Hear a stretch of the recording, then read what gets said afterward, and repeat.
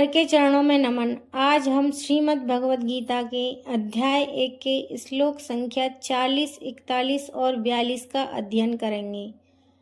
कुलक्षये प्रणश्यन्ते कुलधर्मः सनातनः धर्मे नष्टे कुलं कृष्ण मम धर्मो अभिभक्त्युतः अधर्माभिभवात्म कृष्ण प्रदश्यन्ते कुलस्त्रियः स्त्रीषु दुष्टासु वार्ष्णेय जायते वर्णशंकर शंकरो नरकायैव कुलज्ञाना कुलस्य च पतन्ति पितरो हुंसां लुप्तपिंडकोदक क्रिया। जब अर्जुन श्री कृष्ण से कहते हैं कि इस युद्ध को करने से किसी का कोई भला नहीं है, इस युद्ध को करने से कुल का नाश होगा और कुल का नाश होने पर सनातन कुल परंपरा नष्ट हो जाती है और इस तरह शेष कुल भी अधर्म में प्रवृत्त हो जाता है। हे कृष्ण, जब कुल में अधर्म प्रमुख हो जाता है तो कुल की भी स्त्रियां दूषित हो जाती हैं और स्त्रीत्व के पतन से ही व्रणवंशी अवांछित संतानें उत्पन्न होती हैं। अवांछित संतानों की वृद्धि से निश्चय ही परिवार के लिए तथा पारिवारिक परंपरा को विनष्ट करने वालों के लिए नारकीय जीवन उत्पन्न होता है। ऐसे पतित कुलों के पुरखे यानी पितर लोग गिर जाते हैं क्योंकि उन्हें जल या पिंड दान देने की क्रियाएं समाप्त हो जाती हैं। वर्णाश्रम आश्रम में धार्मिक परंपराओं के अनेक नियम हैं जिसकी सहायता से परिवार के सदस्य ठीक से उन्नति करके आध्यात्मिक मूल्यों की उपलब्धि कर सकते हैं। परिवार में जन्म से लेकर मृत्यु तक के सारे संस्कारों के लिए वयोवृद्ध लोग उत्तरदायी होते हैं, किंतु इन वयोवृद्धों की मृत्यु के पश्चात संस्कार संबंधी पारिवारिक परंपराएं रुक जाती हैं और परिवार के जो तरुण सदस्य बचे हैं वे अधर्ममय व्यसनों में प्रवृत्त होने की मुक्ति लाभ से वंचित हो रह सकते हैं। अतः किसी भी कारणवश परिवार के वयोवृद्ध का वध नहीं होना चाहिए। जीवन में शांति, सुख तथा आध्यात्मिक उन्नति का मुख्य सिद्धांत मानव समाज में अच्छी संतान का होना है। वर्णाश्रम धर्म के नियम इस प्रकार बनाए गए थे कि राज्य तथा जाति की आध्यात्मिक उन्नति के लिए समाज में अच्छी संतानें उत्पन्न हो।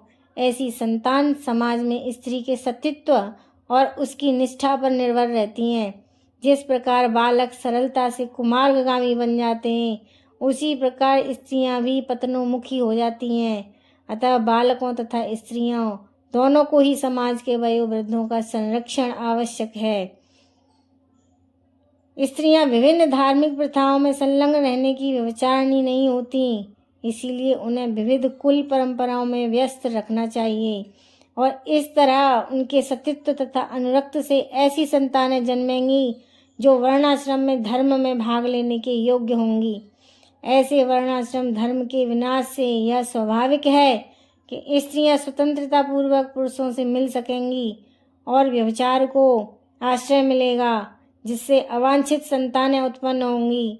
निठल्ले लोग भी समाज में व्यभिचारी को प्रेरित करते हैं और इस तरह अवांछित बच्चों की बाढ़ आ जाती है, जिससे मानव जाति पर युद्ध और महामारी का संकट छा जाता है। सकाम कर्म के विविध विधानों के अनुसार कुल के पितर को समय समय पर जल तथा पिंडदान दिया जाना चाहिए। यह दान विष्णु पूजा द्वारा दिया जाता है, क्योंकि विष्णु को अर्पित भोजन के उच्छिष्ट भाग प्रसाद के खाने से सारे पाप कर्मों के उद्धार हो जाते हैं। कभी कभी पितरगण विविध प्रकार के पाप कर्मों से ग्रस्त हो सकते हैं और कभी कभी उनमें से कुछ को स्थूल शरीर प्राप्त न हो सकने के कारण उन्हें प्रेतों के रूप में सूक्ष्म शरीर धारण करने के लिए बाध्य होना पड़ता है। अतः जब वंशजों द्वारा पितरों को बचा प्रसाद अर्पित किया जाता है तो उसका प्रेत योनि या अन्य प्रकार के दुखमय जीवन के उद्धार होता है। पितरों को इस तरह की सहायता पहुंचाना कुल परंपरा है और जो लोग भक्ति का जीवन यापन नहीं करते उन्हें ये अनुष्ठान करने होते हैं। केवल भक्ति करने से मनुष्य सैकड़ों क्या हजारों पितरों को ऐसे संकटों से उबार सकता है। भागवत में कहा गया है, देवर्षि भूताप्तृणा पितृणा न किंकरो नायमणि च राजन सर्वात्मनाय शरणं शरणं गतो मुकुंदम परिहत्य कर्तरम।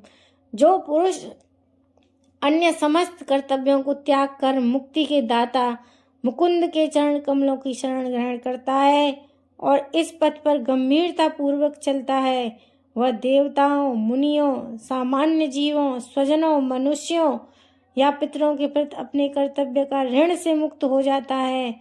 श्री भगवान की सेवा करने से ऐसे दायित्व अपने आप पूरे हो जाते हैं। हरे कृष्ण।